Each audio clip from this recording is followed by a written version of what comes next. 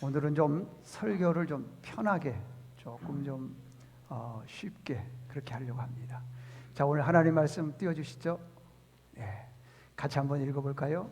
시작. 수고하고 무거운 짐진 자들아 다 내게로 와. 내가 너희를 쉬게 하리라. 나는 마음이 온유하고 겸손하니 나의 멍에를 메고 내게 배우라. 그리하면 너희 마음이 쉼을 얻으리니 이는 내 멍에는 쉽고 내 짐은 가벼움이라 하시니라. 아멘. 할렐루야. 70년 동안 부부로서 일생을 살아가는데 이제 90이 넘었습니다. 그런데 할아버지가 갑자기 급성 심장마비로 세상을 떠납니다.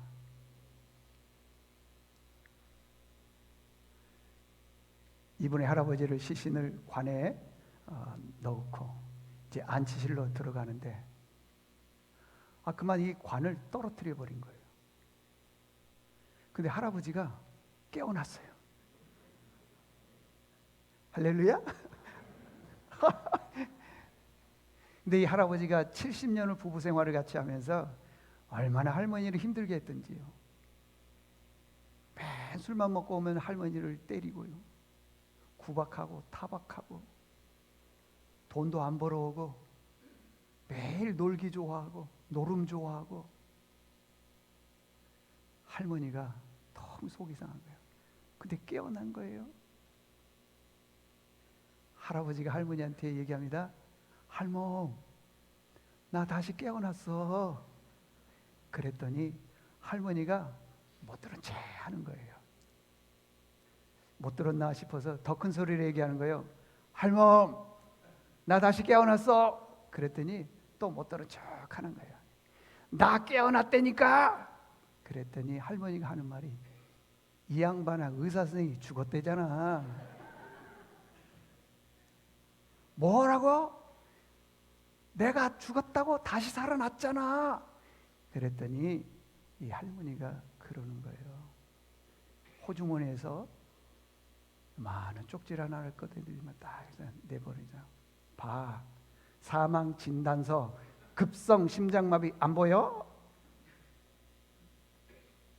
그러니까 살아 있을 때 좀 잘하지. 에? 여러분들 우리가 세상에 살아나가면서 제일 중요한 게 뭐라고 생각하세요? 돈입니까?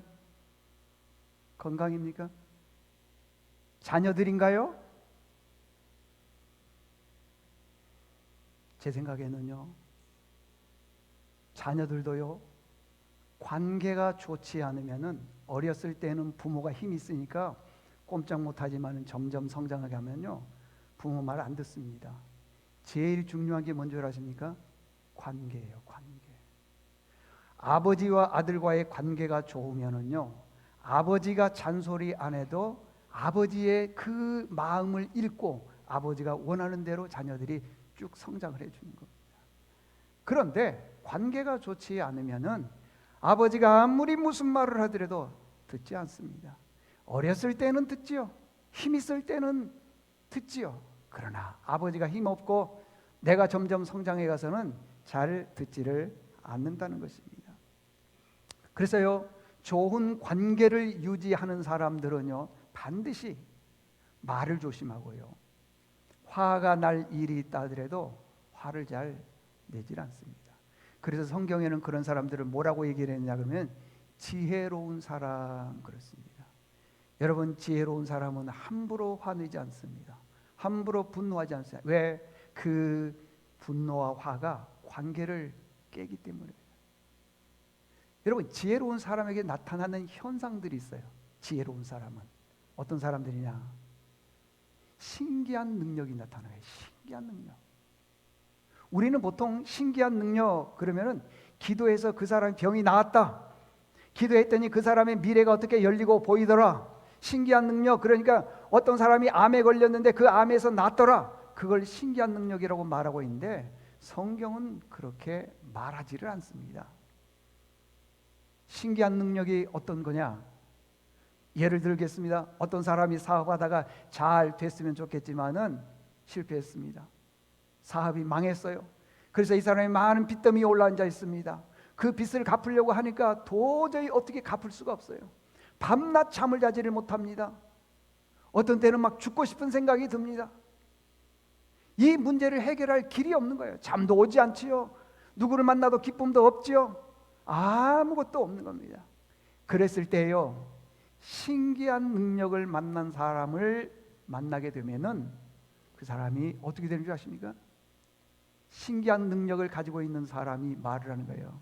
아니야, 당신은 굉장히 지혜로운 사람이고 똑똑한 사람인데 이번에 실패했다지만은 반드시 당신은 성공할 거야. 잘 될 거야. 걱정하지 마. 하나님이 도와줄 거야. 하면서 신기한 능력을 가진 사람은 절망에 있는 사람을 다시 일으켜 세우더라는 겁니다. 근데 반대로요, 사람을 죽이는 신기한 능력을 가지고 있는 사람이 있어요. 이렇게 말을 합니다. 사업은 아무나 하는 줄 알아? 그 많은 빚더미 빚을 어떻게 갚으려고 그래? 이제 내일부터 이제 빚쟁이들이 전화를 하게 될 텐데 그거 견뎌낼 수 있겠어? 점점 사람을 더 고통에 빠지게 만든다고 하는 것입니다. 2005년도에 우리 한국에서 개봉한 영화가 있는데 그 영화가 아주 센세이션을 일으켰습니다. 그리고 1,000만 관객을 돌파하기가 쉽지가 않은데 개봉하자마자 화제가 되어서 1,200만 명의 관객을 동원했던 영화, 유명합니다. 보신 분들도 계시겠죠. 왕의 남자. 배경은 이런 겁니다. 조선시대 때 10대 왕 연산군에 대해서 영화를 제작을 했습니다. 연산군이 왕위에 오르자마자 매일같이 술을 먹는 거예요. 매일같이 기생들하고 노는 거예요. 그때 당시 기생이 몇 명이었느냐? 무려 1만 명. 매일같이 기생들하고 술 파티하죠. 매일같이 향락을 즐기죠. 백성들이 좋아하겠습니까? 그래서 백성들이 싫어하는 거예요. 반대하는 겁니다. 근데 자기를 싫어하고 반대한다고 해서 그 사람들을 색출해내서 죽이기 시작을 하는데 두 사건을 통해서 죽이기를 시작을 합니다. 하나는 무호사화와 또 하나는 갑신사화입니다. 여러분, 갑자사화입니다. 이 무호사화가 뭐냐 하면은 그 무호사 안에는 훈구파가 있고 살인파가 있는데 훈구파는 유자광을 중심으로 해서 왕권을 더 강화해야 된다. 기득권 세력들이 얘기를 하는 거예요. 왕을 더 보호해야 된다. 여기에 보니까 유자광과 연산군, 자기가 왕이니까 이런 사람들이 함께 힘을 합쳐서 자기를 반대하는 사람들을 굉장히 많이 싫어하는 거예요. 반대로 여기 무호사 안에 보면은 살인파가 있는데 김종직을 중심으로 해서 아니다. 나라가 잘 살려면은 명나라의 말에 순종을 해야 된다. 조공을 바치고 그래야만이 이 나라가 평안하고 국민들이 조용하게 잘 지낼 수 있다. 그러면서 서로 대립을 하는 거예요. 훈구파와 살인파가 대립을 하는데 서로가 싫어하는 사람들끼리 서로 죽이는 거예요. 그렇게 백성들이 그 일로 인해서 너무 많은 고통을 겪고 있지요. 많은 사람들이 죽었습니다. 또 하나는 갑자사화인데 이 내용은 뭐냐 그러면은 연산군의 어머니 생모 태비윤 씨라고 하는 분이 계시는데 이분이 신하들의 음모에 의해서 결국에는 사약을 먹고 죽게 됩니다. 연산군 안에는 이런 생각이 든 거예요. 우리 어머니를 사약을 먹여서 죽인 사람들이 있다. 내가 만약에 왕위에 오르기만 하면 내가 그들을 가만두지 않을 거다 했는데 연산군이 왕위에 오른 거예요. 그때부터 자기 어머니에게 사약을 먹였던 신하들을 한 사람씩 한 사람씩 잡아서 죽이기를 시작하는데 얼마나 잔인하게 죽였는지 역사 사료에 보면은 이렇게 얘기했어요. 띄워보자 보십시오. 포락으로 죽였어요. 이 포락은 뭐냐 그러면은 쇠로 불을 달고 가지고는 온몸을 찢어서 죽이는 거예요. 이게 포락인 거예요. 착흉이 뭐냐 그러면은요, 도끼로 가지고 가슴팍을 내리쳐서 잘라서 죽이는 거예요. 참초는 뭐냐 그러면 사람을요 토막토막 내서 죽이는 거예요. 쇄골표풍이 뭐냐 하면은 뼈가루를 갈아가지고 날려버리는 거예요. 연산군이라고 하는 사람은 내 어머니를 죽인 그 사람들을 용서하지 못한다 해서 내 안에 뭐가 있느냐? 증오가 있는 거예요. 분노가 있는 거예요. 사람을 죽이고 싶은 마음이 있는 거예요. 그 마음 가지고 많은 사람들을 그 편에 섰다고 해서 죽이기를 시작을 합니다. 얼마나 잔인했는지요. 신하들이 더 이상 못 보겠다 해가지고 요즘 식으로 얘기하면 음모, 구테타를 일으켜서 이 연산군을 폐위시키고 저기 강화도에 유배를 보냅니다. 강화도에 유배를 보내는데 도망갈까봐 그 집 주변에다가 탱자나무 가시가 있는 그걸 갖다가 촘촘히 박아놓은 거예요.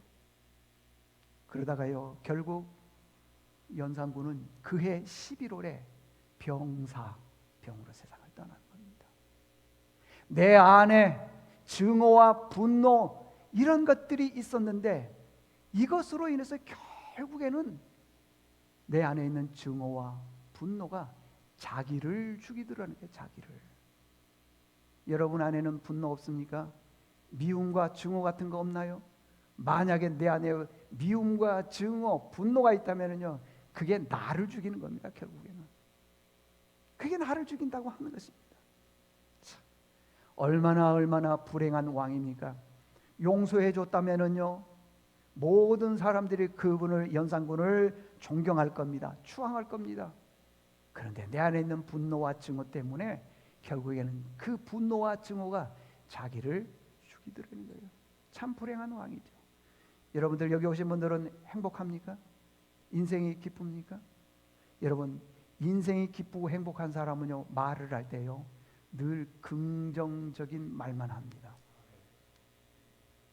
남의 실수가 있다 하더라도요 그거에 대해서 부정적으로 말을 하지 않습니다. 그런데 우리는 대부분을 보면요 사람들을 부정적인 말들을 참 많이 합니다.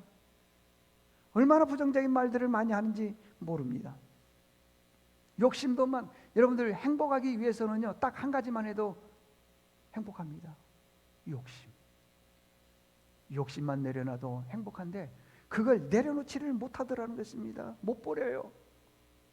건강에 대한 욕심, 재물에 대한 욕심, 자식에 대한 욕심. 며칠 전에 어느 탤런트가요 나와서 자기 건강에 대해서 얘기하는데 건강 보조 식품을 하루에 26가지를 먹는답니다. 식전에 먹고 식후에 먹는 게 있고 점심때 먹는 게 있고 저녁때 있는 게 26가지를 먹는데요. 근데 그분이 얘기하는 거예요. 아무리 건강 보조식품을 이렇게 많이 돈 들여서 먹어도 늘 피곤하다는 거예요. 늘 힘들다는 겁니다. 이유가 뭐냐? 내 안에 지나친 욕심이 있는 거예요. 이분은 새벽 5시, 6시 되면 그때 자는 거예요. 그리고 오후 1시, 2시쯤 돼서 깨는 거예요. 그러니 얼마나 피곤하겠어요.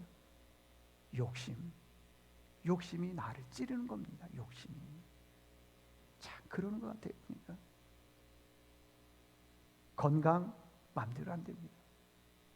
자녀들 나는 분명히 자식 잘 되라고 잔소리하는 거예요. 이렇게 해라 저렇게 해라. 그 잔소리대로 자녀들이 커주면 얼마나 좋겠어요. 지금 시대가 어느 시대인데요. 여러분 자녀들은요 어렸을 때는요 부모를 잘 따르고 부모 곁에 있지만은 나이가 들고 점점 시간이 가면 갈수록요 자녀들은 부모를 떠나게 돼 있어요. 초등학교 때는 부모 말씀 듣죠. 중학교, 고등학교 가면은 잘 안 듣습니다. 대학교 간다, 사회생활한다. 벌써요 내 집이 방이 텅텅 비어도 집 나가는 거예요. 결혼해 보십시오. 잘 찾아오지도 않습니다. 왜 그러느냐? 아버지와의 관계가 좋지 않기 때문에. 왜 그러느냐? 어머니하고 관계가 좋지 않기 때문에 그러는 겁니다. 잔소리로 자녀들 키운다고 해서 된다고요? 그것도 안 됩니다. 그럼 돈요?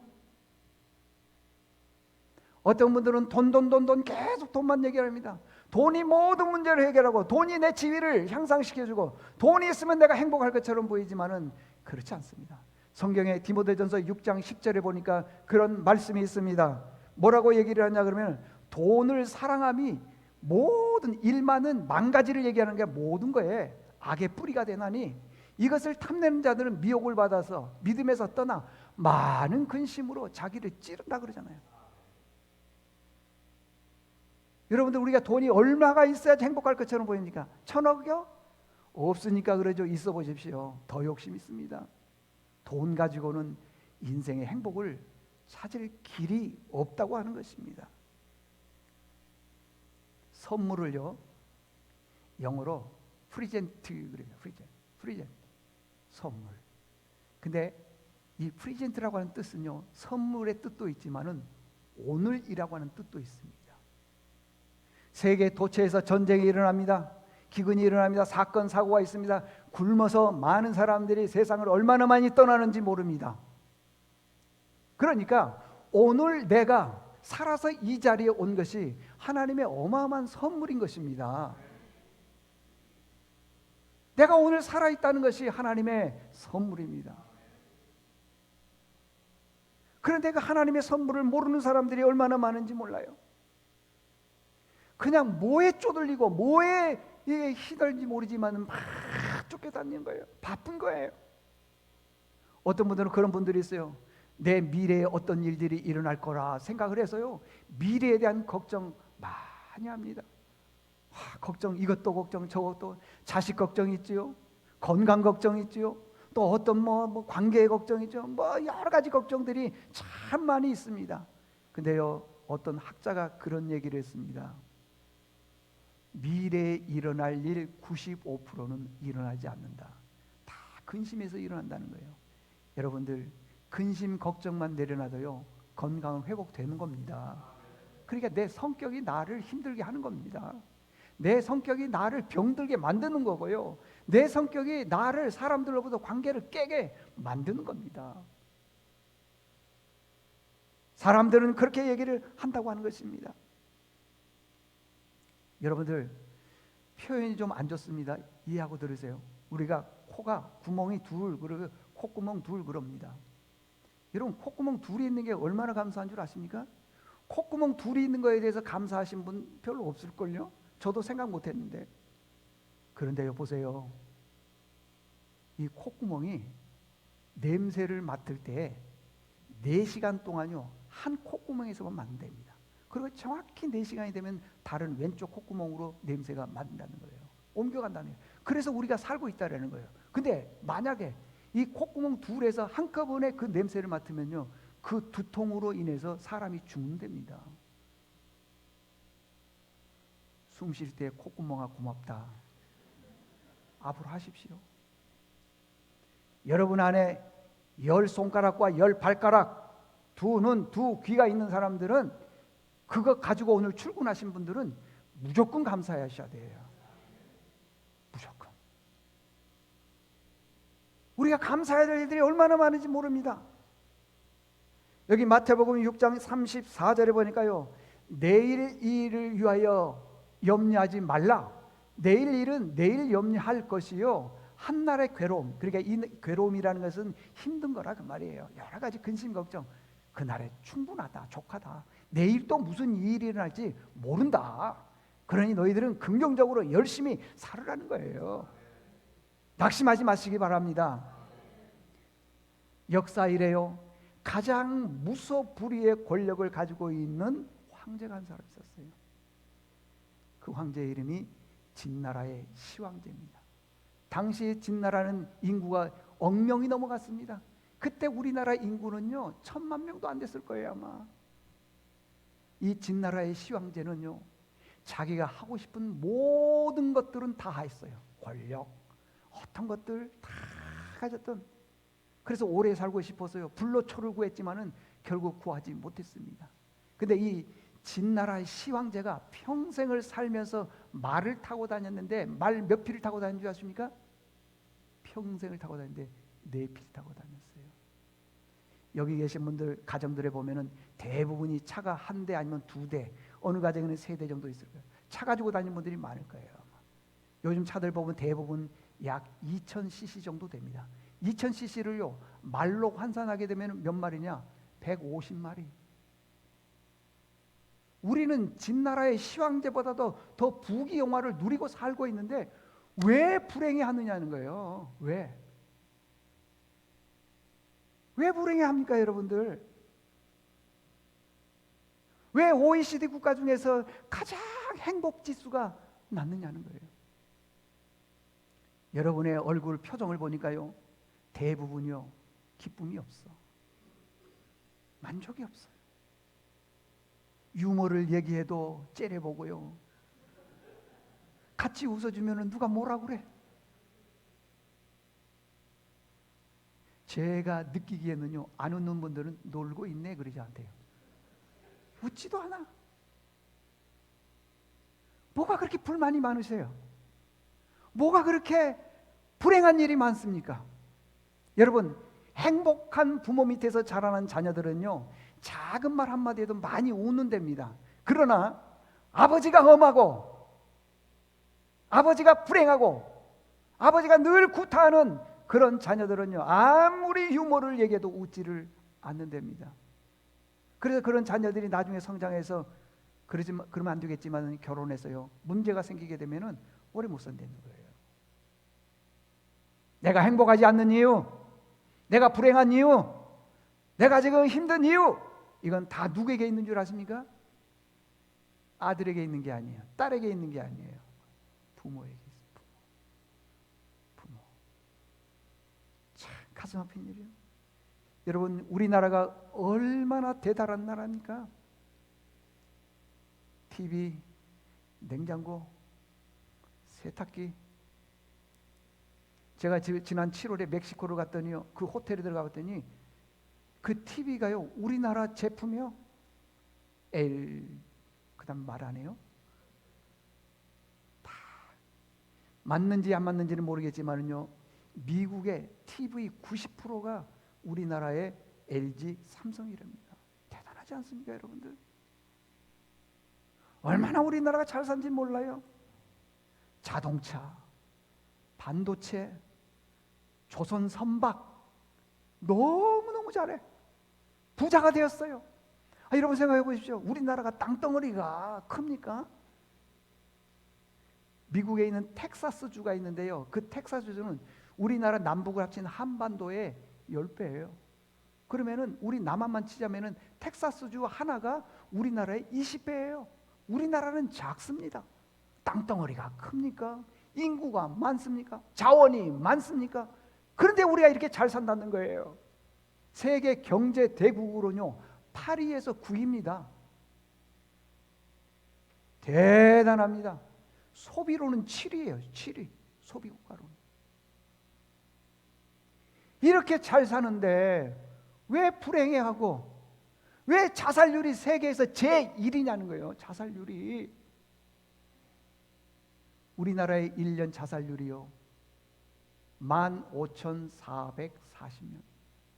하루에 1시간에 2명씩 못 살겠다 떠나는 거예요. 이렇게 잘 사는데 왜 그러냐는 거예요. 왜? 여러분, 대한민국이 이렇게 잘 사는 이유가 뭐 때문이냐? 머리가 좋아서 그런 것도 있지만은요, 살림에 있답니다. 살림. 세계에서 가장 잘 사는 나라들 보면 대부분이 살림이 좋답니다. 일본이 그렇고요, 미국이 그렇고요, 독일이 그렇습니다. 유엔에서 살림을 가장 잘 가꾸는 나라가 어느 나라인가 조사를 쫙 해봤더니 놀라지 마십시오. 대한민국이랍니다. 우리나라가 살림을 제일 잘 가꾼대요. 보통 살림, 그러면 산림청은 어디에 소속을 해야 되냐면 농림부에 소속을 해야 되겠죠. 그렇죠? 농림부. 근데 우리나라는요 산림청이 내무부에 속해 있어요. 왜 내무부에 속해 있느냐? 산림을 훼손하거나 배거나에다가는 법적으로 강하게 처벌하기 위해서 그렇게 되는 거예요. 그러니까 산림이 왕성하니까 백성들, 국민들이요 건강하다는 겁니다. 그런데 우리나라 환자들이 많아. 왜 많느냐? 다 서울로 근교로 모여드는 거예요. 오래 살고 싶으면은요, 저지방,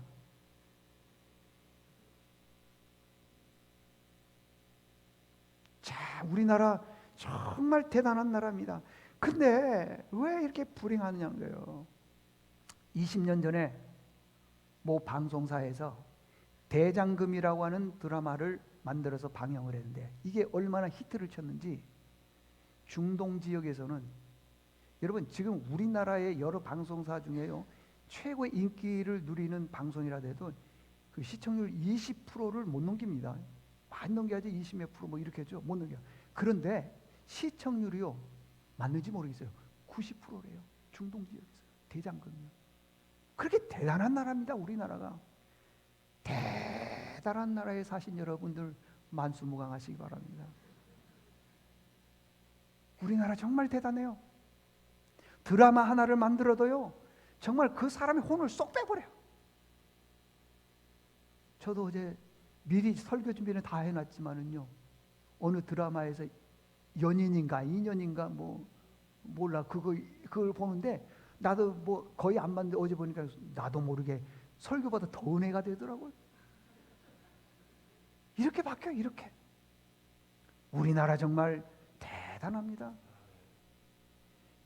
7월 달에 멕시코의 그 산 깊은 곳 4시간에 걸쳐서 저 깊은 산 속에 들어갔는데 거기서 젊은이들이요, 우리 BTS, K-팝이 춤추는 걸 그대로 따라서 배우는 거예요. 지금 SNS가 있으니까요 다 배우잖아요. 춤을 추는데 얼마나 잘 추는지요. 우리나라 국력 보통이 아닙니다, 여러분들. 보통이 아니에요. 그런데 왜 이렇게 자살률이 높냐는 거예요. 반대로요, 집도 없고 차도 없고 그 흔한 컴퓨터도 없고 핸드폰도 없고 아무것도 없는 저 아프리카 섬나라 마다가스카르라고 하는 나라가 있는데, 그 나라는요 아무것도 없음에도 불구하고 아이들이 그렇게 행복해 한다는 거예요. 우리는 냉장고 문만 열면은 먹을 게 가득 있어요. 슈퍼마켓만 가게 되면 먹을 게 잔뜩 있어요.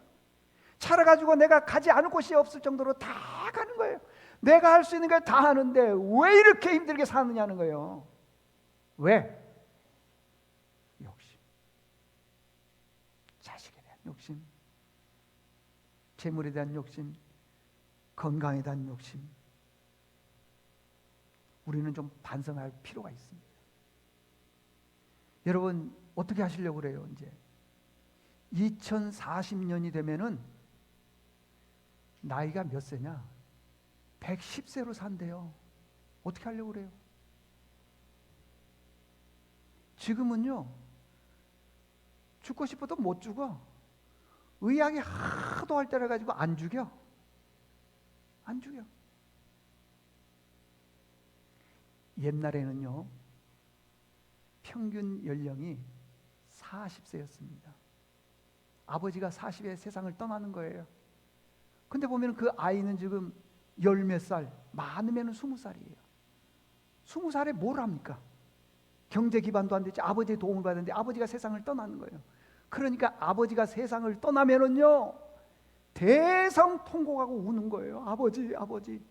그것은 아버지가 돌아가셔서 속상한 것도 있지만은 내 앞길을 어떻게 했으면 좋겠느냐는 거예요.